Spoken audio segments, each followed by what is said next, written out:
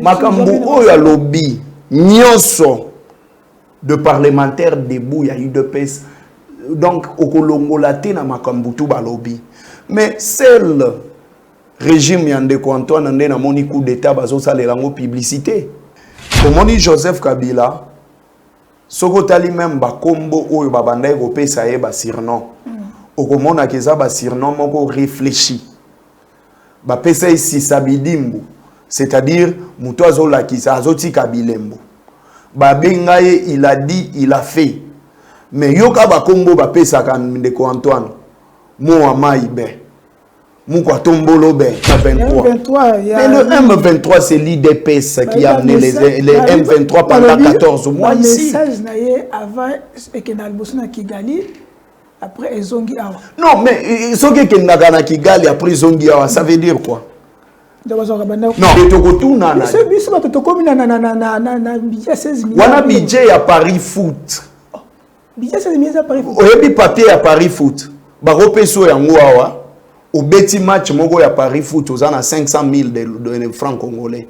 Mais l'obe au monaga, équipe mogo iboma kingai. Bizarre. Moi, je pense qu'on devrait d'abord commencer par arrêter les gens qui ont amené les M23 à Kinshasa. Ok. Pendant les 14 mois.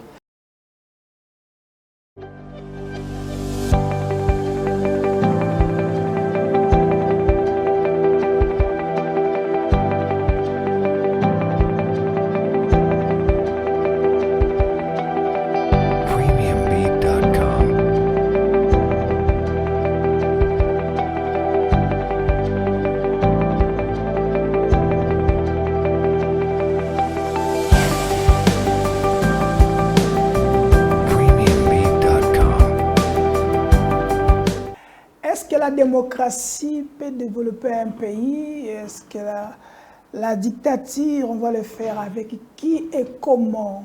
Yango ne masolo tokobeta na mukula lelo na masolo ya kati ezali masolo tobetaka elongo na ba congolais nyonso tu oyo bazali na bord nyonso tu masolo ya kati économique, masolo ya kati ya politique, masolo ya kati ya social ya peuple congolais. À la République démocratique du Congo. Merci et soyez les bienvenus à la chaîne Nabiso parce que Tokobeta Masolo, Congo a besoin boyeba nini le kaki. Kasi pona lelo, tozali na mwanamboka, azali Nabiso, azali secrétaire national en charge de la communication, il y a Kabila Forever, na Tokobeta Masolo, azali mwanamboka. Flori Beya, yenda zana plateau na biso tokopesa mbote. Bonjour ndeko. Oui, bonjour mon amboka journaliste. Na pesi mbote na bandeko nyonso bazwi libaku ya Olanda biso. Na nzela ya YouTube, bao bazana diaspora, bao bazana Congo et partout ailleurs.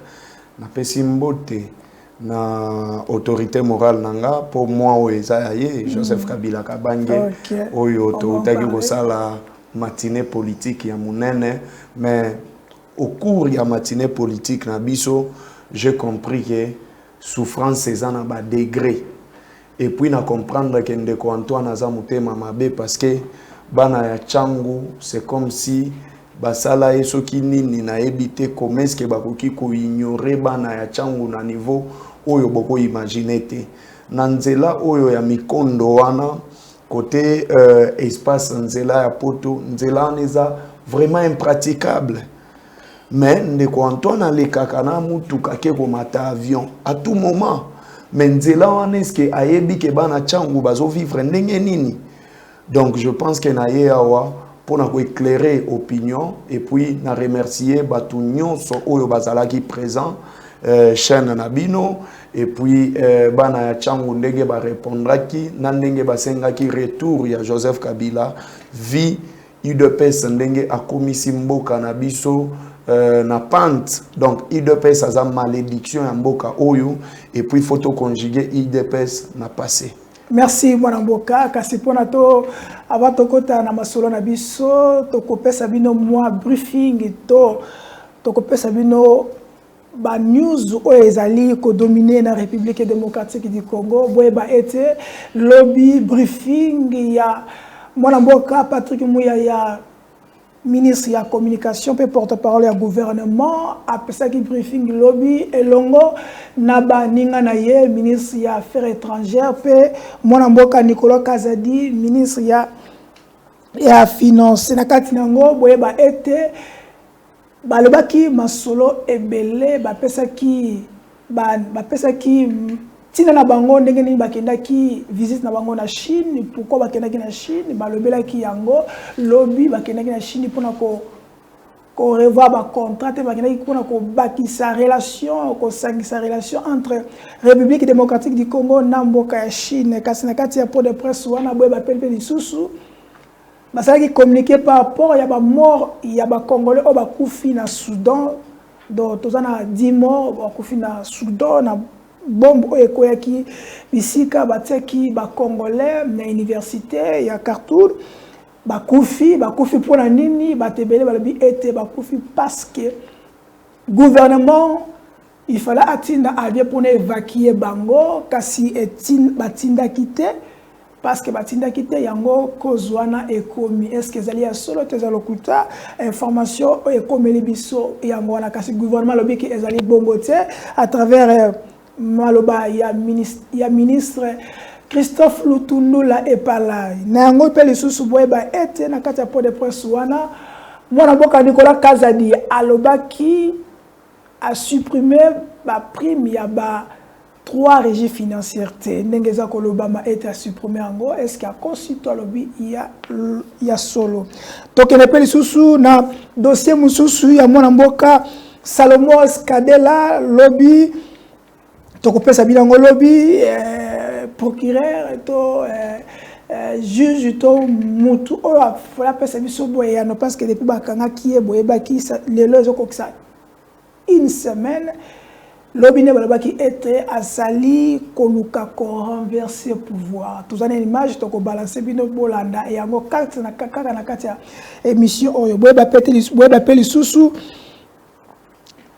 grève lobby qui chassa ezalaki ya koyinda parce que ba taximen basala grève parce que lobby était mboka ezotama mabe ba policier belé na nzela tracasserie makambe belé lobby ba congolais ba souffraki transport pour comme na ville il faut zala na 15 000 to il faut ozana hélicoptère pour comme sur na ville yango lelo ba lever grève wana bazo solana gouverneur de la ville bazo ba mekano nini pour na ba chauffeur bazala à l'aise kasi lelo journée zali à l'aise et zali no surtout na ba information oyo elekaki lobby na oyo elekaki lelo parce que boyeba était opposition dans l'ensemble les 4 bazali na ko organiser bazako préparer meeting na bango na Tchango pe ba osala marche na bango kaka na Tchango Tchango eza wapi bisika gouverneur de la ville mwana mboka Ngobi alobaki ete ezali zone bakoko salate est-ce que balingi opposition balingi ba tia gouverneur na fait accompli to bazako luka yiki na mboka yango neso toza masolo fait to pesa bino kasi to kozonga na mwana mboka Floribeya azali na invité na biso na ine to beta masolo nyoso to pesa na pesa ba analyse na ye kasi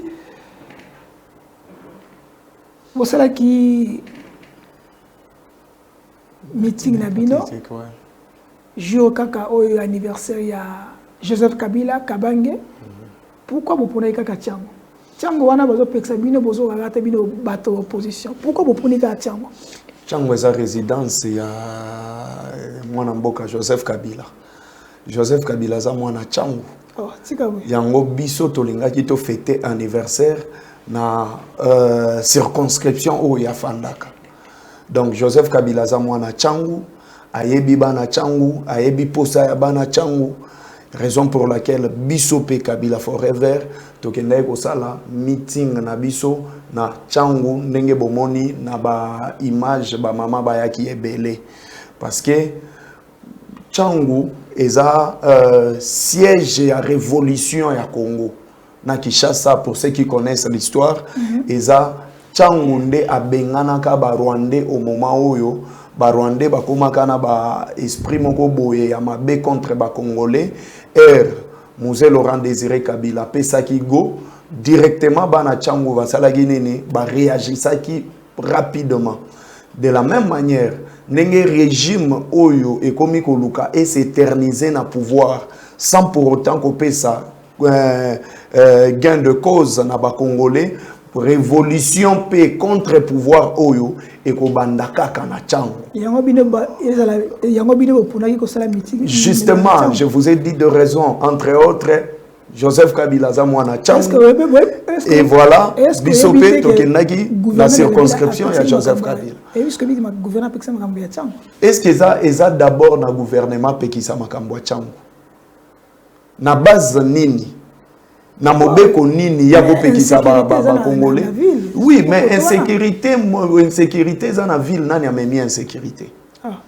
Et ça régime oyo to monate bato IDPS bazoyemba na banzembu na bango tokoya mobondo. Toyoka yango te elelo mobondo ye bozoluka mobondo wapi bokende na 10e ri bokende na 10e ri mobondo eza ba force du progrès mobondo eza ba combattant ya UDPS et bakoki ko pekisa bisote to msala ba manifestation na changu ça personne ne peut l'interdire et personne n'a le droit de le faire et comme ils n'ont pas droit de le faire ba continuer na ba koloba ndenge bazoloba mais ordre nyonso o ezalaka mal donné mutu moko te azana droit ya ko exécuter yango eza article 28 ya constitution ordre nyonso eza mal donné mutu moko te azana droit ya ko exécuter yango mutu moko te azana droit ya ko priver liberté ya mutu mususu na point mususu bakoki ko limiter liberté ya ba congolais te raison pour laquelle bana changu il voulait voir Joseph Kabila, Balingaki Bayeba, comment est-ce que Joseph Kabila Zali, où est-ce qu'il se porte bien? C'est leur président, vous comprenez, c'est le président honoraire. Il voulait voir Gignon Petit, il voulait voir Floribéa, il voulait voir Mitterrand et les autres camarades. Raison pour laquelle nous sommes allés répondre. Et vous avez vu, vous avez été là, la déclaration, il y a Bana Changu Nege Balobi. Il y a eu d'ailleurs un père, papa Mokwazala Kiwana, Ayaki même, à sa statue, à silence, il y a Joseph Kabila. Parce que c'est statut à silence, il y a Joseph Kabila. Non, mais à comprendre que non, Joseph Kabila est à un certain moment, il faut parler seulement si vous avez le mot plus fort que le silence. Mais il y a Maloba Ndeko Antoine, Allemagne d'Afrique. À Silisi Gosala, Allemagne d'Afrique, te Yewana, à Ebisa Kibiso que non, à Zui Fungola Yagosili Sanzala. Et Mfungola ya gosili sanzala ana erka kalongwa na kinkole kweya. Gouvernement le maïs na. Oui, mais c'est ça la honte, c'est vraiment la honte. C'est vraiment non, il n'y a pas de mécanisme parce qu'il fallait avoir la préoccupation avant comme président de la République. Si vous avez la préoccupation mon côté, ndeko moko lobi obino Etienne Tshisekedi atangisa ndeko Antoine politique na obi mais politique ba kenda goye kolango na université to ba yekolango na 10e. Ya botama nango azokola nango. Donc raison pour laquelle Orobo ya bokende université pour botama na politique na kati nzoto nao. Donc voilà maintenant. Antoine Félix Antoine Tshisekedi tata mokonzi université bien. Non, na lobi boye. Mutazo loba ke non batangisa ye. Non, en fait ce qui na lobi ke papa nanga tangisa nga droit na ndako. Est-ce que baye ko la droit na ndako? To baye ko la droit na université. Et voilà pourquoi c'est que ngana koki ko boya ko kende université parce que papa nanga ekolisa nga droit na ndako. Ouais, ça c'est. Non, ça ne peut pas se faire. Aucun diplôme est crédible ce qui va payer yango na ndako. Les diplômes crédibles et puis ça makana ba université na ba institut. Voilà, aujourd'hui, Ndeko Antoine, président de la République, est-ce que Tokoki Kotala Nana Misu, total combat au IDPS Amenaki par rapport à la vie, il y a population congolaise. Vie sociale, il y a population congolaise. Est-ce que Ndeko Antoine, Atala Kaba Congolais na Misu, Aïbisa Bango, réellement les combats qu'ils ont menés pendant les 37 ans, na CNZT, et ce qu'ils sont en train de faire aujourd'hui. Et moi j'ai compris, Mouto ya lingaka ba Congolais te Ndeko Antoine. Et j'ai compris pourquoi est-ce que ça la gaba voyage air nyonso parce que bilongi ya ba Congolais et pe saka ekanda. Bilongi ya ba Congolais pe saka ekanda asupportaka mulungete, raison pour laquelle akolamuka na tongo yewana ake poto, alongwe koto ake Allemagne, alongwe Allemagne Chine, Turquie, suka nango tokomona ndeko Antoine akosalela biso le monde dans ma poche année oyo. Mundele fanda le monde dans ma poche kosalema na Congo. Ndeko Antoine muto akosala le monde dans ma poche parce que era zalaki na Chine. Na moni azo expliquer ba chinois na mboka na bango. Ba chinois mboka na bango moko me yazo pesa bango ba cours na ba leçon. Visite tata bokonzi na gouvernement ba compagnie qui est na Chine pour na yo ezali tourisme. Parce que bakendaki kosala tourisme. Contrat au bino Boliambongo na Joseph Kabila bandako banzile tongama te ba université tongama te ba revoir wango parce que bino Boliambongo ba bomeli bino ka moto ba bigo ba ke ka ba bomisa kaka masolo zo ngandenge sala ki est-ce que heureusement nazana contrat ao ceux qui nazalaki na contraté ba congolais balingaki ba comprendre te omoni Joseph Kabila soko tali même ba kombo oyo ba bandai ko pesa ye ba surnom okomona keza ba surnom moko réfléchi ba pesa ici sabidimbu c'est-à-dire muto azola kisa azoti kabilembo ba bengaye il a dit il a fait mais yoka ba kombo ba pesa kan ndeko Antoine mo amaibe mu kwa tombolo be est-ce que ba kombo wana eza ba kombo moko réfléchi to eza ba kombo moko ya jalelo na ye na komnene na ye na contrat chinois. OK. Convention na article 18 nango okomona ke ndeko Antoine aza vraiment méchant. Na article 18 balobi afin de garantir la bonne exécution du projet de coopération, les représentants du gouvernement, du groupement d'entreprises chinoises et ceux de la RDC se rencontreront chaque année au cours du premier semestre à l'initiative de la partie la plus diligente. Les rencontres peuvent être lieu à Beijing ou à Kinshasa. C'est-à-dire quoi? Makambu oyo ndeko Antoine akendaki ezate logo moko ayaki nango na vision na ye akutaki yango na kati ya convention. Maintenant mboka ezana ba problème ebele entre autres insécurité na manque ya biloko ya kolia po ba congolais batondaka. Pourquoi est-ce qu'il n'a pas voulu que rencontre oyo salema na Congo? Parce que c'est selon la convention. La partie la plus diligente c'est ici, c'est le Congo. Basali mabe parce que ba dépenser il s'avérait 5 millions de dollars. Mais na retour, mais je vous dis, na retour, biso tozui kaka 1 million de dollars. C'est-à-dire que nous avons sorti 5 millions de dollars pour perdre yango pour tozonga kaka na 1 million de dollars. Et zelana ebiso. Tala sikoyo les bénéfices et la bonne signation de contrat au Joseph Kabila Salaki. Contrat chinois ba congolais mingi ba bakate. RDC ezalaki les pays pauvres les plus endettés. Joseph Kabila zui bokonzi. Mais Joseph Kabila qu'est-ce qu'il a fait? Il a commencé par sa diplomatie agissante. Kotala qu'est-ce qu'il doit faire pour ba congolais ba se retrouver? Nayango akutaki Jekami nezalaki carrément par terre parce que Mobutu atikaka kapidene ni budget ya mboka na biso ya 300 millions de dollars et na finance publique le premier actionnaire des entreprises publiques est l'État yemoko des premiers actionnaires. Maintenant zalaka 300 millions de dollars répartir yango na ba entreprise ya mboka na biso.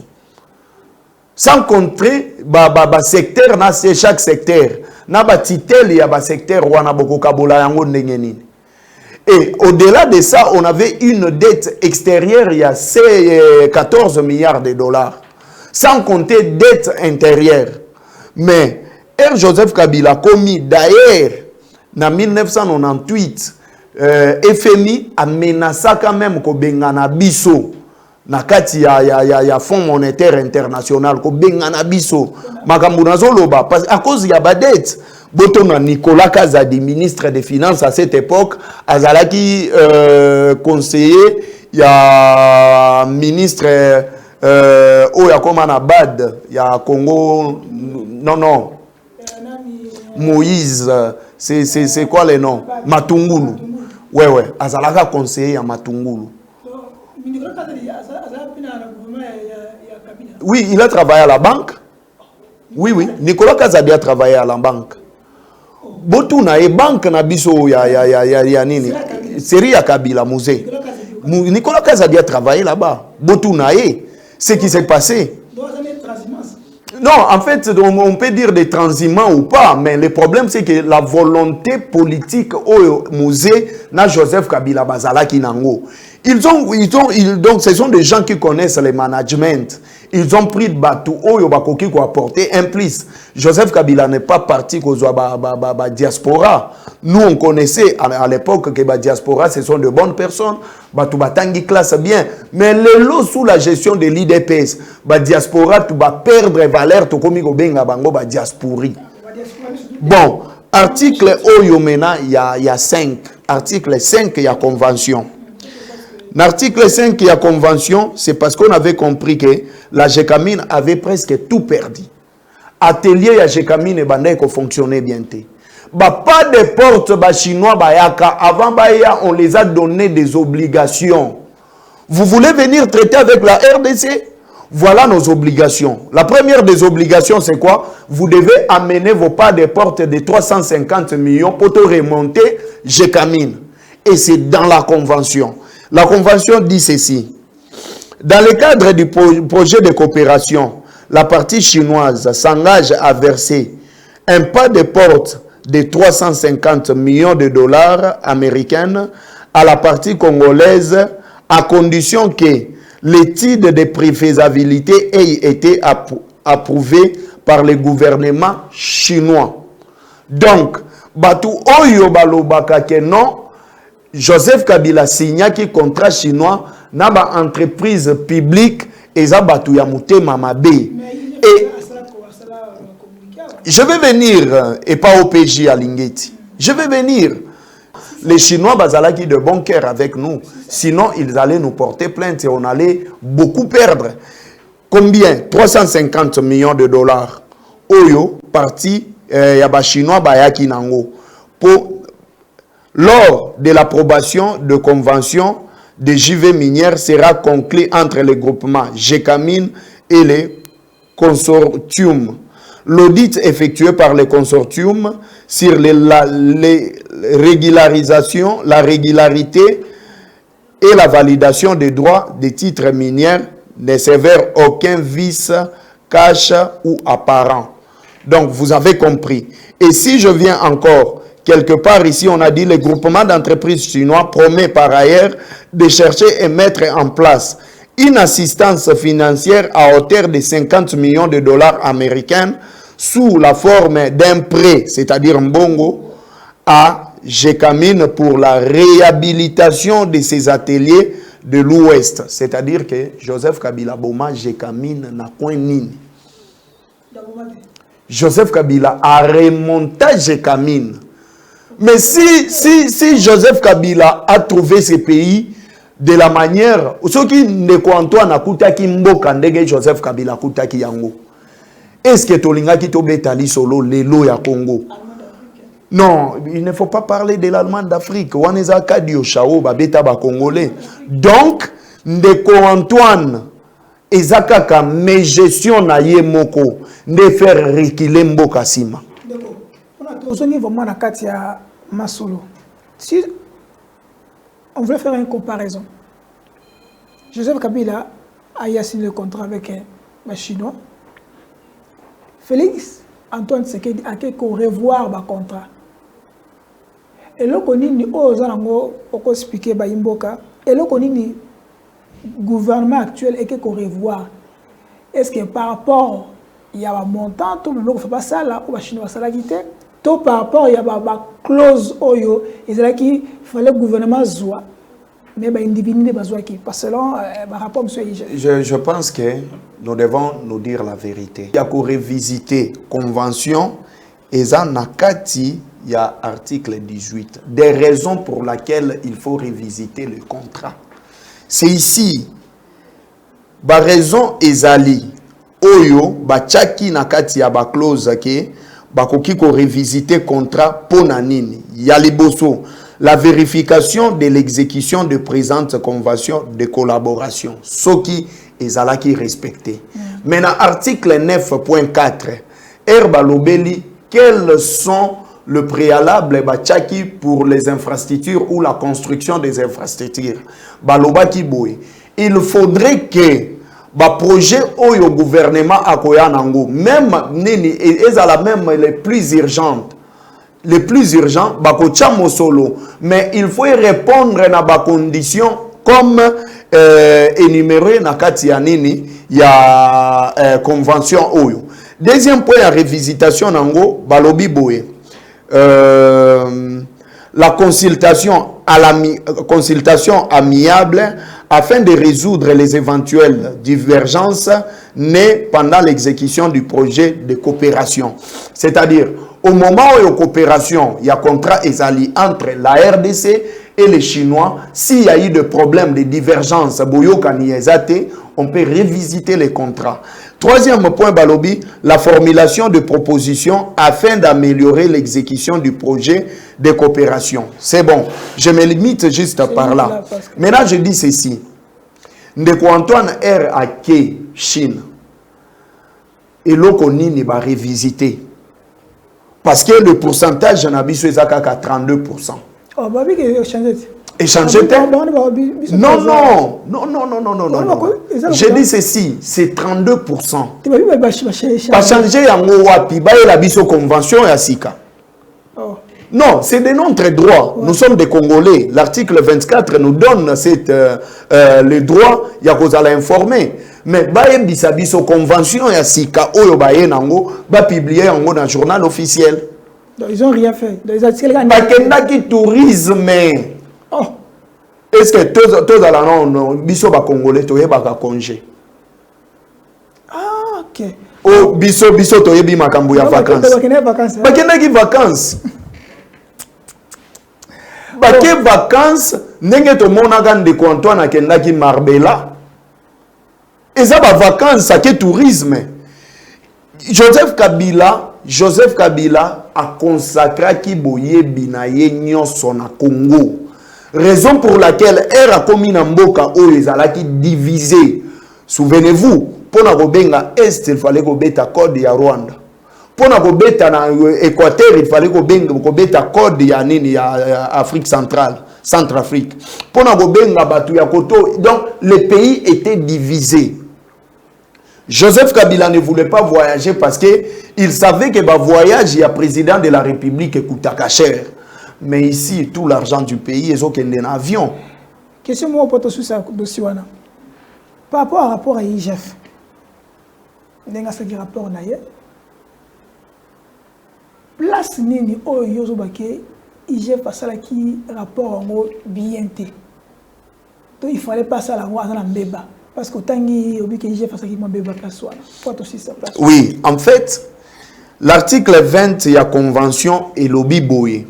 Parce que nous parlons de contrat.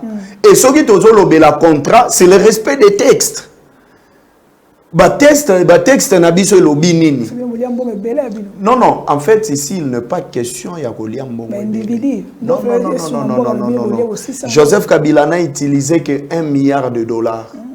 Et parmi le 1 milliard de dollars, je vais revenir. Parmi les 1 milliard de dollars que Joseph Kabila a utilisé, tout nana 1 milliard de dollars isalini. Pona kokende kikwiti, batu babande ko sala ba 20 jours nanzela, 2 semaines ou 1 semaine sokoke na Jeep. Mais Joseph Kabila toujours na contrat chinois et comme un jour moko. Et comme un jour moko. Route nationale numéro 1, il y a nanini Congo central, Bas Congo. Toujours dans les contrats chinois. De l'aéroport ti limité première contrat chinois de nene Pongabi ti triomphal contrat chinois balongwa na bande moko à 4 bandes de Molar ti 24 rond-point Mandela contrat chinois du 30 juin ti ok non est-ce qu'on comparer Nzela au Joseph Kabila Tongi na elengesa na tuni au comparer yango donc ndeko Antoine pendant les 4 ans na lobi boy pendant les 4 ans atongi kaka Nzela moko elengesa et ba wela kango nango bilanzela wana bato IDPS baloba ndeko Antoine atongi bato ACPP balobi ezango bila. Je reviens maintenant sur le rapport, il y a IGF. Yoka ndenge article 20 lobby, les règlements des différents et arbitrage 20.1. Tout différent relatif à l'interprétation et à l'exécution de la présente convention de collaboration doit être réglé en priorité par discussion amiable entre les parties. Okay. C'est-à-dire, peu importe le rapport au IGF Akoka Kiko Sala, il ne fallait pas à publier Yango. Parce que on a déjà bolongwe na point à régler makambu à l'amiable. Il fallait abenga ba parti parce que normalement audit interne ezalaka et puis audit externe ezalaka. Ce qui ont sali audit interne, oyena rapport na yo, il faut que ba expert o ba ko utalibanda ba ya pe na rapport ba sa la pe audit ba ya na rapport na bango. Deuxième point, balobi tout différent n'a pas été réglé dans les 6 mois qui suivent les discussions amiables sera à la demande de l'une des parties soumises à l'arbitrage de CIRDI. CIRDI est un centre international pour les règlements des différentes relatives aux investissements. Et Balobi Boye, selon ces règles, la langue de l'arbitrage sera la langue française et la langue chinoise. En cas de conflit entre les deux langues, la langue française prévaudra. C'est-à-dire, même Mendenge Joseph Kabila Bassigna qui contrat Oyo, ils ont même privilégié langue officielle en Abisso qui est le français, et puis sous-traitance, Nyoso, il faut ça dans l'entreprise Yaba Congolais. C'est dans les contrats. Et maintenant, quand on dit que Joseph Kabila Zalaï Mouté Mamabé, dans le contrat Oyo, Mouté Mamabé à Joseph Kabila, il a placé. Question pour ton succès, pour ton côté, l'élément, il y a Mamboka Salmos Kadela. De comment vous avez été tout na yo motuna. Vous allez jeune. Vous allez lengue. Bino soutena Kabila forever vous allez lengue. Il y a moko mwana mboka junior petit o topesi mbote bisikazali. Et là comme on est des oies bino bilenge boy. Bolata mokumba botutu salité no surtout ya Joseph Kabila. O asala durant 18 ans. Bino na gouvernement Kabila bozalate. Bato baliambo a Kabila bango na basundola bakenda mais eloko nini yango ekangaka bino bilenge neti boye bolata botutu wana 18 ans nyonso tuwe mabe et je Kabila bino bolata yango ezala nini yango en fait ce qui balobi que kolata botutu ya Joseph Kabila je ne pense pas que Joseph Kabila non oui c'est ça l'IDPS. C'est ça l'UDPS. C'est ça l'UDPS. L'UDPS, ce sont de rêveurs. Alors, on ne va pas rêver au même titre que le militant de l'UDPS. Nous devons quand même éclairer l'opinion. Ce qui bokani ici, que Mboka Nabiso pour accéder au pouvoir, il a fallu et par les biais à coup d'État. Mais, Moutaeli Biso processus électoral en Mboka Oyo. Nous avons de quoi lui soutenir. Ce qui te dit que Mboka Oyo, Jean-Pierre Bemba, Azalaga seigneur de guerre, Baroubewa, Bazaï Dengoma. Mais Joseph Kabila, par l'humilité et la diplomatie, a scellé sa guerre na stylo. Alongola Jean-Pierre Bemba na Zamba, à ABC, tu es père de famille, tu es congolais, yaka akabola bokonzi na ye na 4 vice-présidents. Vous comprenez? Non, non, je vous cite ce que Joseph Kabila fait. Ceux qui mboka na biso ba congolais bazalaki na dignité te. Libanda à cause ya ba dette publique, ba dette extérieure. Mais Joseph Kabila futa nyongo ya 14 milliards de dollars à pesan de Antoine Bokonzi sans dette extérieure. Le lot komi na nyongo ya 10 milliards de dollars. Oui. Et tokotuna na wana budget ya Paris Foot. Budget 16 milliards à Paris Foot. Oyebi papier à Paris Foot. Ba repeso yango awa. Au beti match moko ya Paris Foot ozana 500 000 de francs congolais. Mais logo womonaga équipe moko ibomaki ngai. Budget à 16 milliards de dollars sans impact. Sans impact.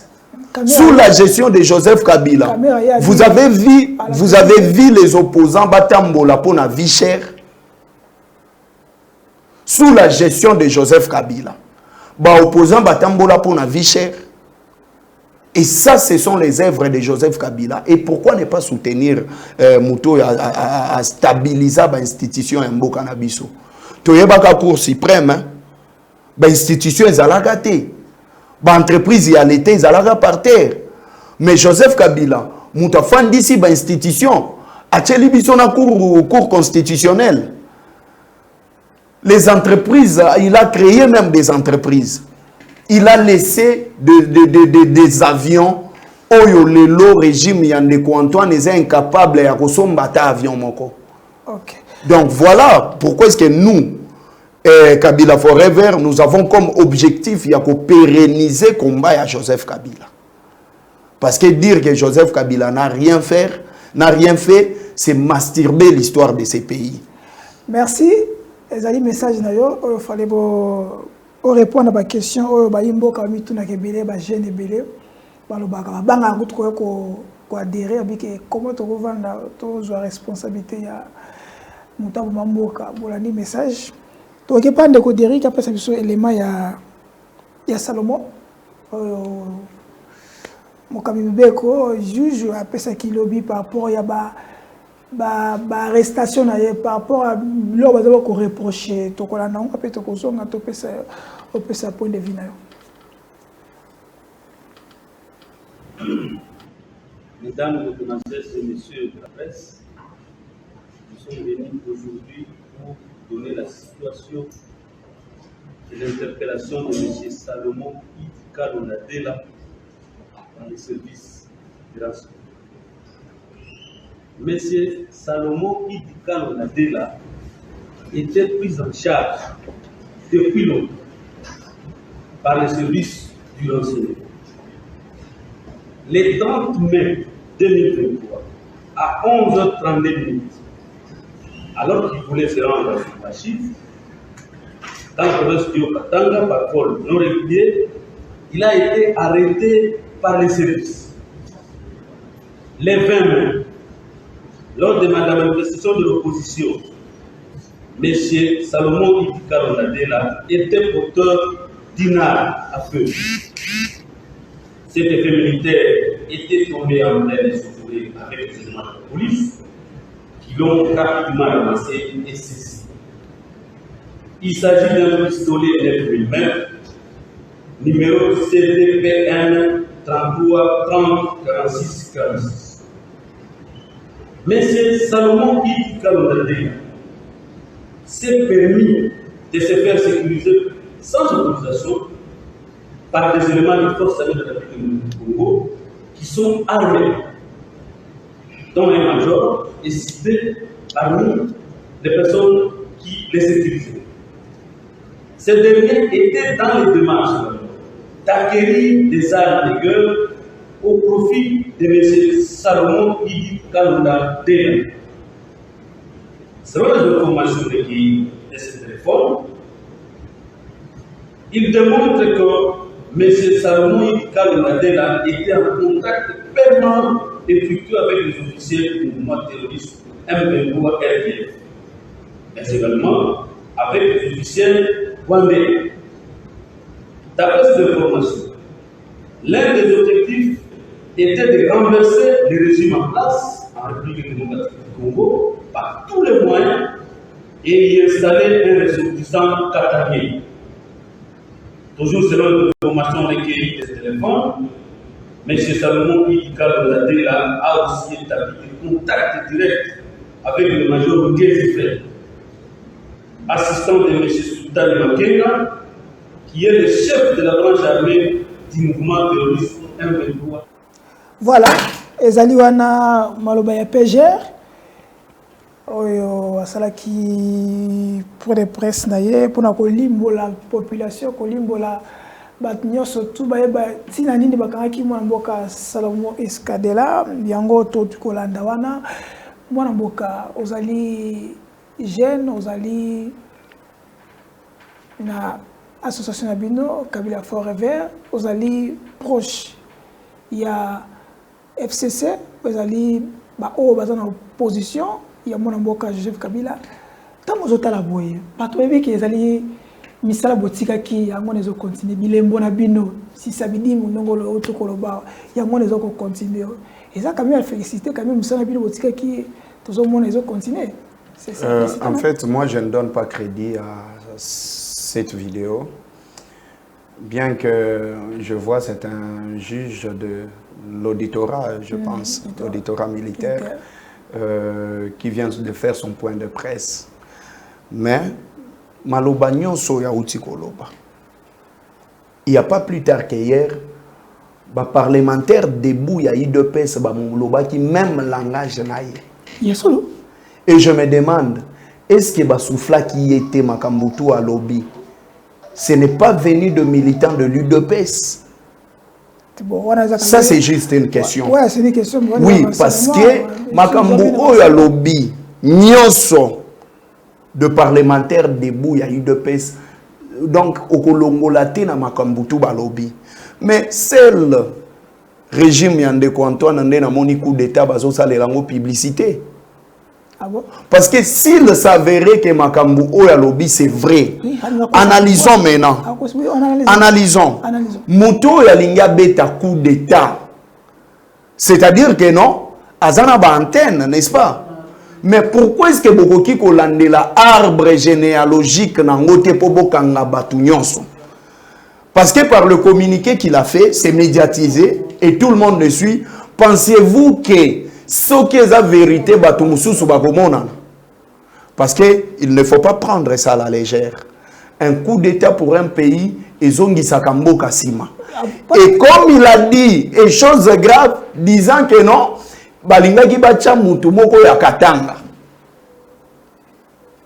lui, le juge qui a fait ce communiqué, c'est-à-dire qu'ils ont enquêté sur même la personne qu'on devrait normalement coacher na place wana bayebiye.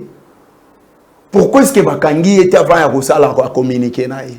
Question mo pona na relancer na régime oyo to gouvernement oyo bandi au 4e coup d'état.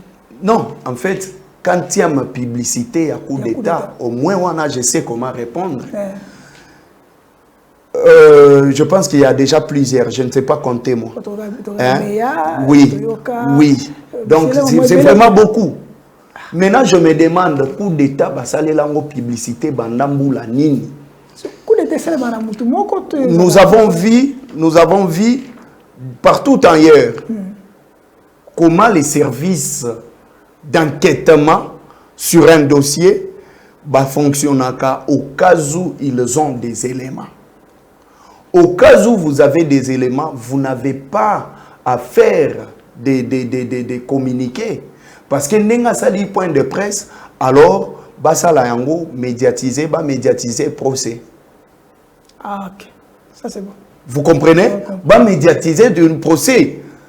Comme ça, à se défendre, Toyoka, Salomon Eskadela, défense par rapport à l'acquisition ou accusation nyonso basalié. Parce que le lot Oyo Balobi, il était en contact avec même le M23. Mais le M23, c'est l'IDPS qui a amené les M23 pendant 14 mois ici. Le message avant et que dans le Kigali, Après, ils ont dit non, mais ce qui est na Kigali après ils ont dit ça veut dire quoi? Non, en fait, bae bisabiso. Tozana serveur awa. Namboka na biso serveur eza. O etalaka ba appel na ba message et contrôle ka ezalaka. Ou bien serveur na biso eza libanda. Ce qui ba lobby ke ba message ki ndaka na Kigali, qui nous a amené Kagame ici? Na pona na tiko continuer na tweet ya Stani Boujakira Chamala. Alors oui, nous avons constaté que tout le projet de communiqué émis par les partis ensemble pour la République était transmis d'abord à Kigali pour leur validation par le général Zambamwita, le chef de renseignement de la République rwandaise. Je dis ceci, je ne sais pas moi quoi dire dans le dossier Oyo, mais j'analyse selon moi. Parce que tout ce que nous disons ici est confirmé par un cadre repentir du M23 RDF détention ici à Kinshasa. C'est ce que je dis. Cadre moko ya M23 au Bakangaki. Donc selon leur analyse, moi, je pense qu'on devrait d'abord commencer par arrêter les gens qui ont amené les M23 à Kinshasa. Okay. Pendant les 14 mois. Professeur Mbata Lobaki, nous avons cru que c'était des hommes qui réfléchissent. Terroristes, aux Okanisa Kiaza Moutoumoko ont raisonné. Pourquoi est-ce qu'on n'a pas arrêté les gens qui ont amené les M23? Et Erbayaki n'a pas M23 Ao, Nana Oto Ebite Logonini Basolola. Mais c'est seulement Willingoma M23 Moutouakoma et Kosala la révélation. Pourquoi est-ce qu'il faut qu'on mette ma distraction dans Makamboumsousou? Aujourd'hui, au moment où Zoloba, est-ce qu'on a dit que le 13 juin, Bounagan et Kosala une année? Ni de rien. Dans ma boko, il y a M23. Ni de rien. Oui, une année. Et ça va le bélango, ce insécurité, au comité na kwa muntu. Wana pezaka gaba message ou tagaron nini Rwanda. Hein? Awa système situation ya Mobondo. Je pense que si moi aussi parce que je suis quand même scientifique. Okay. Ceux qui n'a pas na linga qui n'a pas sa crédit na communiquer oyo, il fallait ba bandana arbre généalogique. Parce que nous connaissons, pour faire un coup d'État, ce n'est pas une seule personne qui peut faire un coup d'État. C'est-à-dire que basé belé, il fallait bandana arbre généalogique, bakangeli biso batunyon soana, basambisi bango na procès public. C'est à partir de là, ndetokoye bakeno dossier oyo est crédible ou pas. Mais oyo ke bakangi mutu. Et grand frère na ya sali communiqué pour na ko condamner. Batu ya IDPS baki ko fandele basale lié sitting liboso ya lupangu na bango na ye. Après 2 jours, tellement ba sentir pression ya presse babimisi juge pour ça la nini communiquer ndenga sali. Moi je ne donne pas crédit à ça parce que je ne donne pas crédit à ça. Question moko téléspectateur moka biso totu na yo alobi tant que communiquer ya renseignement militaire oyo. Tant que tu as propos il y a Patrick Mouyaya, quoi qu'ils aient Moïse Katumbi, Akizaka, Pretaka, il doit être sur le Rwandais. Et nous avons dit, partir ensemble, en dialogue. Est-ce que les Congolais ont besoin de pointer du doigt dans Kagame? Où nous avons besoin de récupérer le territoire na biso nyonso. Non, retournons à vrai débat. Ouais. Le débat, c'est de pointer les doigts ou quoi. Ndeko Antoine a tamboli na ba communauté nyonso internationale. Alobi yango na ba tribune nyonso c'est que c'est Eza Kagame des pays agresseurs. Mais place nini ba condamner Kagame. C'est ça. Il y a des présidents de la République. Pourquoi va condamner Kagame et Bisika Kendaki? Et vous attendez que les opposants vont continuer. On a dit ça. Je vis l'ensemble pour la République marcher pour nous soutenir FARDC Nabiso. Ils ont marché. Oui, en fait, c'est ça l'UDPS. C'est l'UDPS. Manœuvre, il y a l'UDPS. Vous comprenez? Et le vrai débat, c'est que nous avons besoin de récupérer le contrôle de territoire Nabiso. Nous avons 3 territoires. Oezana Maboko ya M23. 3 territoires. Ezana Maboko ya M23. Et tout ça, silence radio n'a pas rien gouvernement. Je sais qu'il est, j'ose croire qu'il est le plus jeune dans le gouvernement. Ouais. Parmi les plus jeunes. Parmi les plus jeunes. Mais Akende na Mbunaga, n'a pas ça les habits au rapport, il y a bien. Akende Rouchou, Akende Roubevu, Akende Bakote wana comme ça, bisoto mona ya komi na Bunagana à s'approprier la situation, après ça lui communiquer. Au lieu de chercher, il y a qu'à éliminer les acteurs moussous pour na maponami. Parce que c'est ce qu'ils cherchent. Bazana pour ça éliminer les acteurs moussous pour na maponami na bango ba éterniser ndeko Antoine. Solo to ki ya pona zana ka to ko tala kama kaya ngoka masoto ki ba ko bebisa nani comme ça la fondation musée solo. Oui, nous avons vu tous. Nous avons vu comment 10e riz était au sala.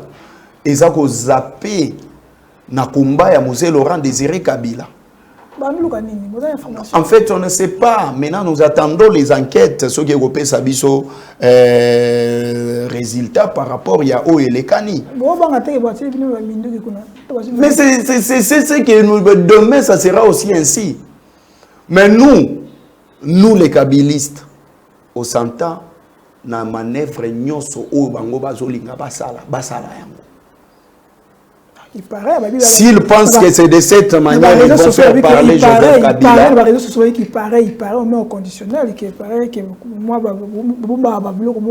non, mais est-ce que ceux qui bazo bomba biloko bongo il faut que vandaliser bureau ya mutu pour na kobimisa yango. Article 30. Domicile ya mutu, bureau ya mutu, est inviolable. Est inviolable. Jusqu'à un point à droguer sentinelle, garde. Pour na kosala ba acte wana. Ce n'est pas ça le Congo où Joseph Kabila tikaki. Merci. Ezalaki wana Mwanamboka Floribeya, wazali secrétaire national en charge en communication na Kabila Forever, na ene to betaki masolo ya mokola lelo Congo za biso surtout to pesi binombo te bisika bozali bo liker, bo commenter, surtout bo s'abonner na chaîne biso Télé News pour na cause d'information en temps réel. To pesi mbote na ba onyo so bisika bozali congolais, africains et surtout na ozali responsable DG Patrick Lokala, Bissika Zali, Topesio Mbote, Topesio encouragement, Topesio Lisusu, Longonia pour une opportunité au PCBiso, na Katia Télé News, pour notre kumbe la Masolo, na émission Masolo et Akati. Merci, Nabine surtout, no surtout, beaucoup d'abisso na ba chaîne YouTube, na ba plateforme. Il y a surtout beaucoup de relais, Mbote, na oazo coordonné. Émission au moins en Derrick et Azak Nabiso na Sima Machine étiqueté Longonia Ezonge Panayo. Merci encore parce que Congo Zabiso surtout tous en droit parole, vous en droit parole, vous continuez qu'on peut se confiance. La lutte continue. Merci. Ciao. À la prochaine. Bye bye.